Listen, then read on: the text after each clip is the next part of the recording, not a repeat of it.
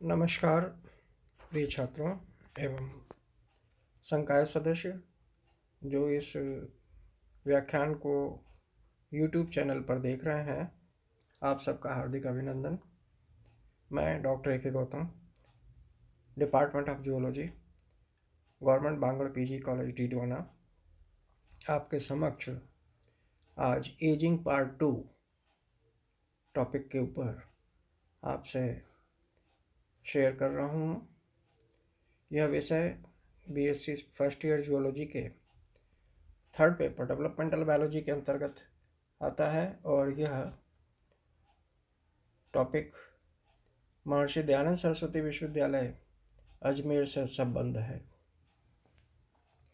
पिछले व्याख्यान में मैंने एजिंग से रिलेटेड डिफरेंट थ्योरीज का जिक्र किया था। आज के व्याख्यान में मैं एजिंग की दूसरी थ्योरी डेफ जीन्स के ऊपर डिस्कस कर रहा हूँ। Embryonic cells during ontogeny and metamorphosis die with age according to a genetically programmed cell death।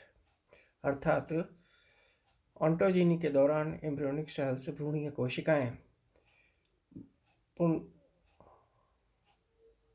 Metamorphosis या कायांतरण के समय क्रमशः मरती जाती हैं, विस्थापित हो जाती हैं। और ये क्यों होती हैं? क्योंकि जेनेटिकली प्रोग्राम्ड सेल डेथ होती है। तभी मेटामॉर्फोसिस में उनके स्थान पर नई स्ट्रक्चर्स, नई सेल्स का विकास होता है। डेवलपिंग लिंग ऑफ वर्टिब्रेट्स, कशेरुकियों के जो उपांग हैं, जब उनका विकास हो रहा होता है तो developing limb of vertebrates shows such region and stage specific programmed cell death which is very definite। यह उदाहरण आपको लिम्ब जनरेशन के समय वर्टिब्रेट्स में देखने को मिलता है, जो कि बहुत ही सुनिश्चित कोशिका मृत्यु का उदाहरण होता है। In vitro studies suggest the existence of death genes which control this programmed cell death, that is determining the lifespan of cells, whereas in vivo the genes express themselves after a definite chromosomal period or definite chronological period. In vitro, this time period is much shortened owing to rapidly proliferating activity of the cells. Only few cases are reported against this hypothesis. There are cells in the body which never lose their youthful vigor or capacity to divide, even in aged adults. Examples of such cells are the germinal epithelium, skin, and the intestine, the stem cells of the bone marrow, the spleen, etc. Even examples are there that man survives his longevity even with one kidney or one lung. Therefore, loss of some cells or even an organ does not materially affect his longevity. इसी तरह से similarly the another theory of ageing से संबंधित अन्य सिद्धांत है somatic mutation. Somatic cells के अंदर संपन्न होने वाला उत्परिवर्तन। Most somatic cells in the adult are prone to mutations like point mutations in DNA or chromosomal aberrations. Effect of such mutations is not manifested because of the post-mitotic state of the cells, but they bring about genetic lesions leading to mutagenic inserters to the cells. Because of this cell because of this cell function is impaired, and it may eventually become fatal, leading to cell death. Aging is directly related to the intensity of the mutagenic insults.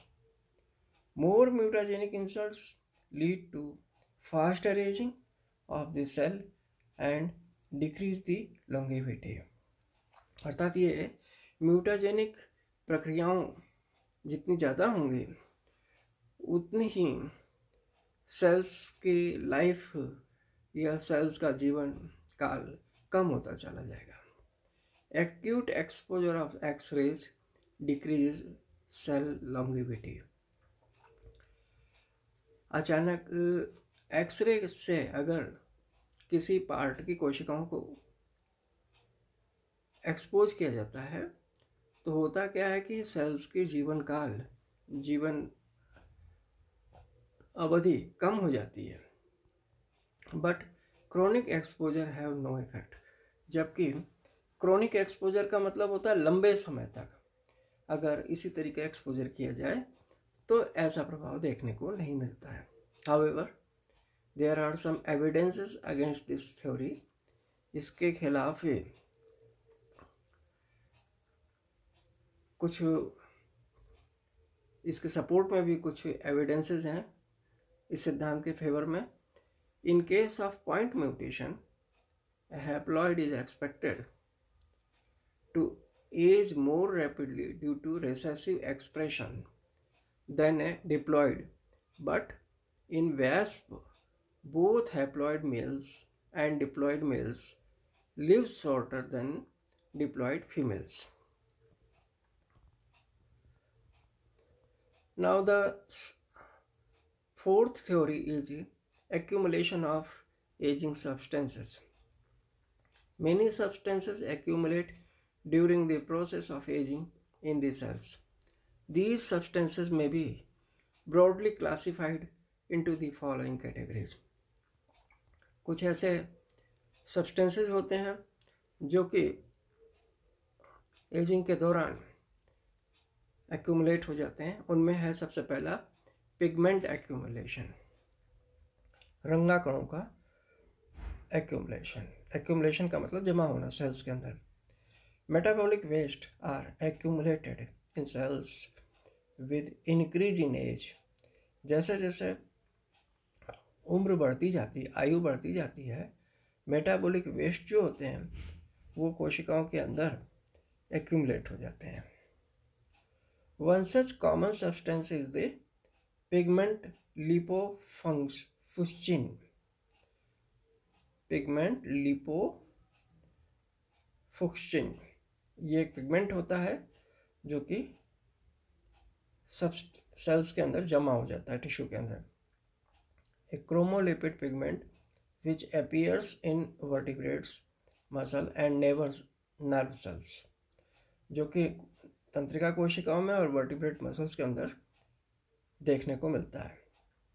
It is believed that ageing is based on the progressive accumulation of this substance within the cells। ये माना जाता है कि ageing जो है progressive accumulation, इस प्रकार के सब्सटेंसेस के प्रोग्रेसिव एक्यूमुलेशन की वजह से होती है। Lipid oxidation of cellular membranes is the source of lipofuscin which accrues for eventual loss of physiological function at cellular level, accompanying aging vitamin E, which is known to prevent lipid। Vitamin E जो है lipid के accumulation को रोकता है और ये इसमें लाभकारी होता है एजिंग को रोकने में। Oxidation of membrane is found to be very effective in rejuvenation human cells. Second substance है abnormal proteins. Abnormal proteins are produced. Abnormal proteins are products of errors in the process of protein synthesis. Protein संश्लेषण के समय abnormal proteins जो हैं ये एक त्रुटिपूर्ण by product के रूप में बन जाते हैं जो कि एजिंग को शुरू कर देते हैं. Cells tend to develop errors in the protein synthesis in aging tissues and the resulting abnormal proteins account for the aging, और ये एजिंग के लिए उत्तरदायी होते हैं. Example of such aging is seen in human fibroblast, और मनुष्य के फाइब्रोब्लास्ट के अंदर ऐसा उदाहरण देखने को मिलता है. इसी तरीके से तीसरा सब्सटेंस होता है free radicals and peroxidase. Normal metabolic processes and radiations produce radicals. Some non-enzymatic processes involving oxygen also form radicals. These radicals carry an extra free electron so that they can easily pull or give an electron to another molecule to alter the function of the molecule slowly. इस तरीके से दूसरे molecule के कार्य के करने की दर को वो घटा देते हैं. Aging is found to be related to the addition of large organic radicals to DNA basis. Aging की वजह से डीएनए के जो क्षार युग्म हैं उनको बाधित कर देती है ये केमिकल्स, ये सब्सटेंसेस, ये free radicals which causes damage to DNA, और इसके फलस्वरूप क्या होता है, डीएनए विकृत हो जाता है, डैमेज हो जाता है. They can even destroy the DNA molecules, और यहाँ तक कि इनके फलस्वरूप डीएनए का जो अणु होता है वह ख़त्म भी हो जाता है, वह उसका नाश भी हो जाता है. अब चौथा जो केमिकल है वो कैलोन्स है. Chalones are not on one substance but a group of substances brought to light by Bullough 1967. ये 1967 में इसको बॉलेट ने सबके समक्ष इस बात को उजागर किया था. इन केराटिनाइजिंग एपिडर्मिस, एपिडर्मिस के अंदर जब केराटिनीकरण होता है तब यह देखने को मिला था. These are responsible for sensations in animals, और ये एनिमल्स में संवेदनाओं के लिए उत्तरदायी होते हैं. The nature of कैलोन्स is not clear. कैलोन्स की जो प्रकृति है वह अभी अच्छे तरीके से स्पष्ट नहीं है. However, the active agent in कैलोन्स is a म्यूकोप्रोटीन्स of low molecular weight. Active agents जो होते हैं इसमें कैलोन्स में वो म्यूकोप्रोटीन्स होते हैं जो कि कम अणुभार के होते हैं. Chalones are tissue specific and serve to reduce this cell proliferation in tissues. Chalones जो होते हैं वो स्पेसिफिक प्रोटीन्स होते हैं और ये सेल प्रोलिफरेशन होने के लिए टिश्यू के अंदर उत्तरदायी होते हैं. Greater is the accumulation of कैलोन्स, lesser is the cell proliferation. जितना अधिक कैलोन्स का एक्यूमुलेशन होगा उतना ही कम सेल का प्रोलिफरेशन होता है टिश्यू के अंदर, मतलब सेल्स का डिवीजन उतना कम होता है. With age their accumulation in tissues increases, और उम्र के साथ साथ इनका जो एक्यूमुलेशन है टिश्यूज़ के अंदर वो बढ़ता चला जाता है. अगला मॉलिक्यूल है मॉलिक्यूलर बेसिस ऑफ एजिंग. अगला जो आधार है theory molecular basis of ageing. This hypothesis explain age related accumulation of the chemicals alterations in DNA proteins associated. Associations. DNA की प्रोटीन के अंदर डिफरेंट एज रिलेटेड एक्यूमुलेशन जो होते हैं केमिकल्स के, वो इसके लिए रेस्पॉन्सिबल होते हैं, वो उत्तरदायी होते हैं। This leads to a progressive accumulation of repressed genes. ये जो हैं आगे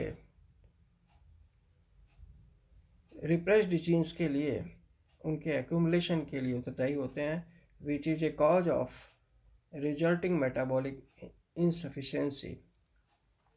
और इसके फलस्वरूप मेटाबॉलिक इनसफिशिएंसी उत्पन्न हो जाती है। और it is known which molecule and it is not known which molecule actually cross link with DNA to produce this effect।